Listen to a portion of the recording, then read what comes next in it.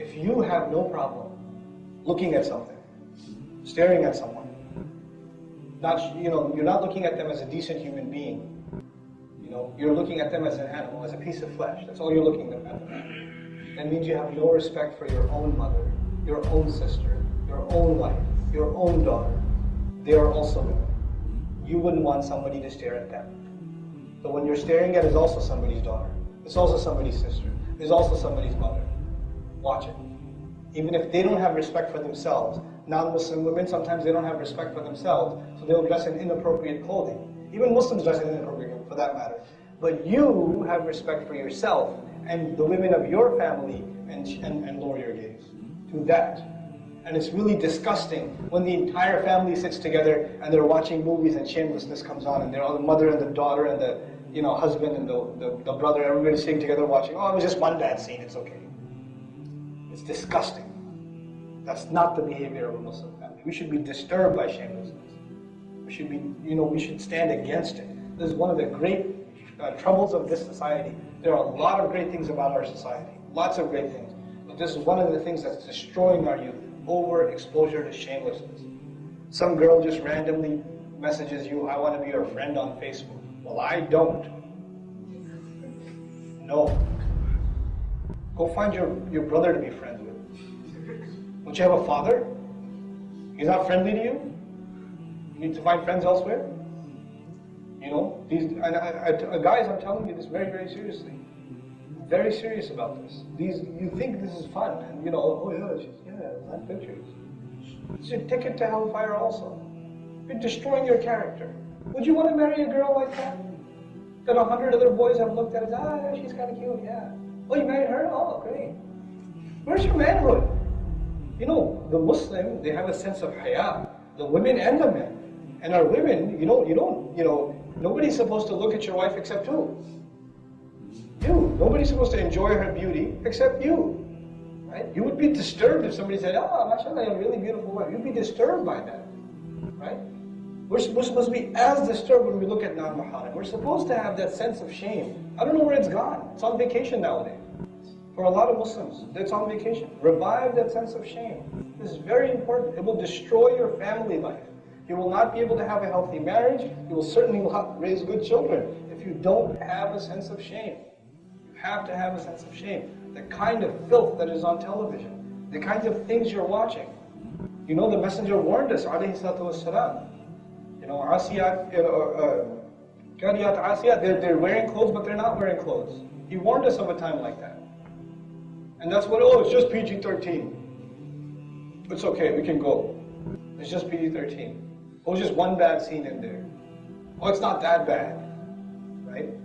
What do you want us to do then? Because, I can't even watch the movie. My parents don't let me do anything. My life is so sad because I didn't watch whatever. Right? Get over yourself and get over this obsession with entertaining yourself. You're a free person.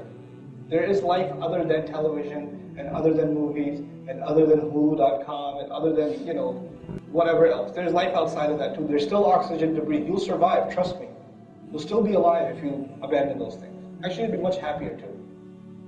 The thing is, I can tell you what not to do, but finally I have to tell you what to do, right? Because if you're not doing all of that, then what are you doing? Find time doing sports. Go out. Start jogging or something. Find a healthy activity. I'm not saying necessarily find a religious activity. I don't expect that from you. But I do expect, find an activity that at least isn't making you a worse human being. You understand what I'm saying? At least do no harm. At least do no harm. And the elders here that are sitting, please, just a minute of your time. If our youth are coming together in the masjid, and they're not learning anything about Islam. They're just sitting here, eating pizza or whatever, and just talking about stuff. Some random video game. I'm so happy that they're doing that. Because if they weren't doing that here, they're probably doing something much worse at home. So don't say, hey, these children, what are they doing? Please don't do that. Let them be here. Because the alternatives are worse. At least they're doing no harm. At least they're better than what else is out there. You understand? You have to build these, don't expect like the highest caliber of behavior from our youth. You didn't raise them that way, so how can you expect that from them? You put them in public school, they didn't apply themselves. You put them there, you expose them to shamelessness 8 hours every day, and then when they don't act like, the tabi'een, they're like, how can they behave like this in the masjid? What's the matter with you? Get real, accept reality, this is reality. So, I sincerely ask the elders of our community to have more tolerance for youth in the masjid, to be more welcoming to them, to not push them away. And I sincerely ask you, young guys, the last bit of advice is about shamelessness, and I'm done, inshallah. I promise this time I'm done, I mean it. Find better company to hang out with. If your company is shameless, you will be shameless. If your company has shame and decency, you will develop shame and decency. If your company is messed up, they will drag you to hell with them. And you'll think that they're cool. But a day will come when they'll be really, really hot. Right? It's not going to be cool at all. So I pray you take some of this advice seriously, inshallah ta'ala. I didn't want to talk about too many things, but I ended up doing so anyway.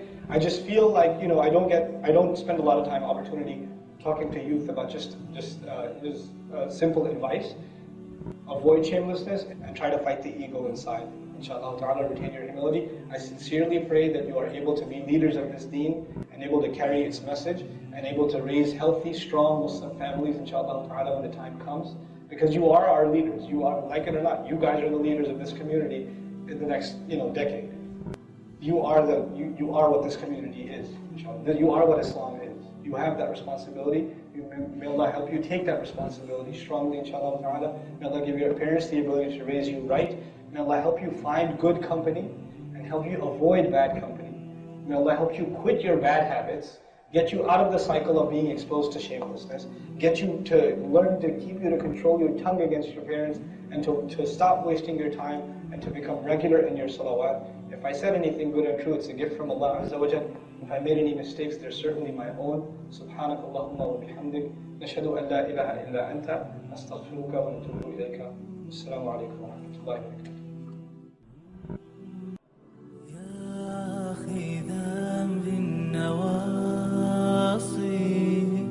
أدرك غريق المعاصي ومن عليه بلطف يفضي بي لخلاص